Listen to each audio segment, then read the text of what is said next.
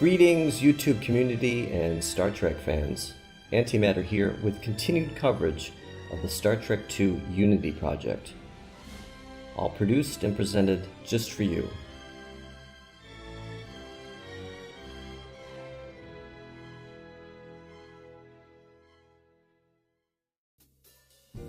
The last time we were discussing the Unity project, I was well into the second stage of production, and we left with a preview of the new spacedock arrival sequence, which, if you recall, now features a proper Enterprise reveal. There was no actual docking footage at that point. I ended up breaking down those final unfinished moments into 4 shots, and so the complete arrival sequence consists of the 7 shots you saw previously, plus 4 final shots you haven't seen. Here then is the complete spacedock arrival sequence. Enterprise to Admiral Kirk's shuttle. You're cleared for docking. Approach portside torpedo bay. Enterprise, this is Admiral Kirk's party on final approach. Enterprise welcomes you. Prepare for docking.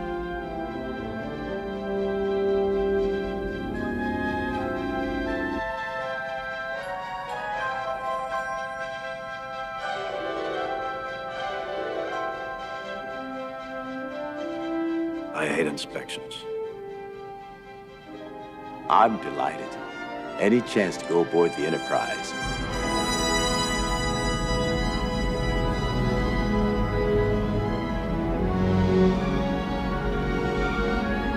Well, I, for one, am glad to have you at the helm for 3 weeks. I don't think these kids can steer.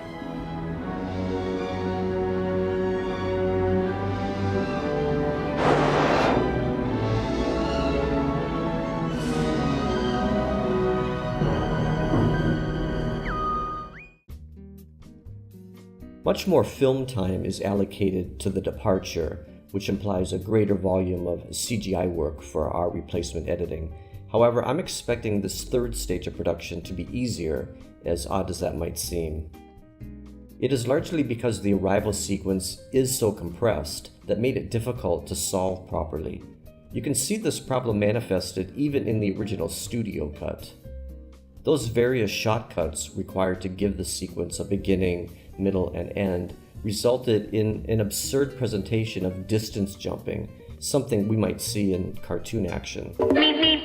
By contrast, the departure sequence in The Wrath of Khan is plenty long, which should afford more shot flexibility. In this way, I'm rather looking forward to drafting the Enterprise's gradual egress to space exterior. I do not, however, have total freedom with this sequence. Remember that we are still bound by the existing audio track, so let's look a bit deeper into what's going on here.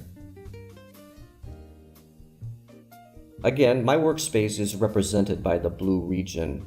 This part of the movie is a whopping 4,700 frames, or 3¼ minutes. Recall that the arrival sequence comprised only 1 minute of action. The most important detail to come out of this analysis is that there is a real way in which my replacement editing plans could completely fail. The final shot of this sequence is of the Enterprise engaging the impulse engines, complete with prominent audio, of course. And this turns out to be the keystone for any replacement editing. Why? Well, not only must the Enterprise exit spacedock in our allotted time frame, but it needs to be a good distance away from the station for the impulse event to be sensible.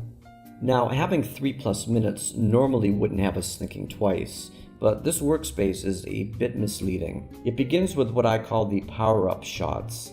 These are the various shots of the Enterprise's lights and systems coming on. The shot particulars are not important, so I can redo these visuals almost any way I please. The point, however, is that the Enterprise isn't yet moving.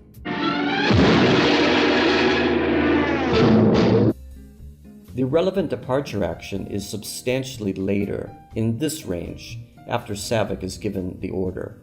It's a much shorter window, roughly 1½ minutes, but the final analysis revealed there is a tidy and safe solution if one can hit the egress mark here. Provided this represents the actual exiting shots, we are good to go, because it's immediately followed by a lengthy bridge interior scene. That scene provides ample passage of time before the Enterprise is shown zipping away. It also obviates the need to even show the space dock exterior, which I don't have anyway. In its place, I might follow up on a fan suggestion to have the dry dock structure make a final cameo appearance. In the impulse shot, there is enough time and enough space to again show Earth's orbit as the Enterprise heads off.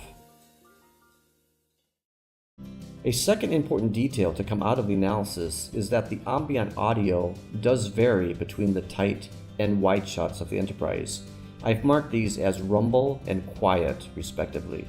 The former referring to moments when there is prominent ship noise, the latter referring to moments when the ship does not appear to be contributing to the soundstage.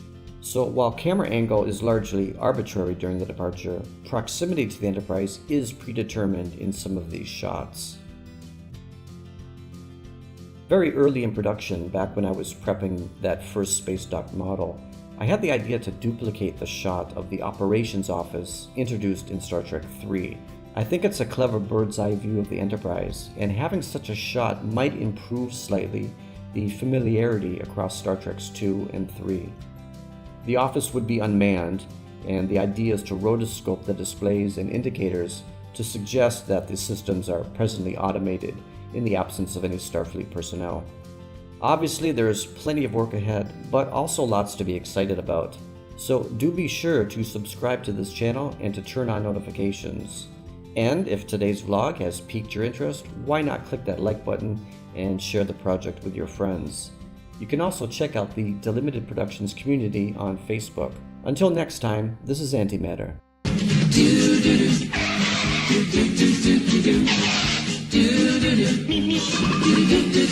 Do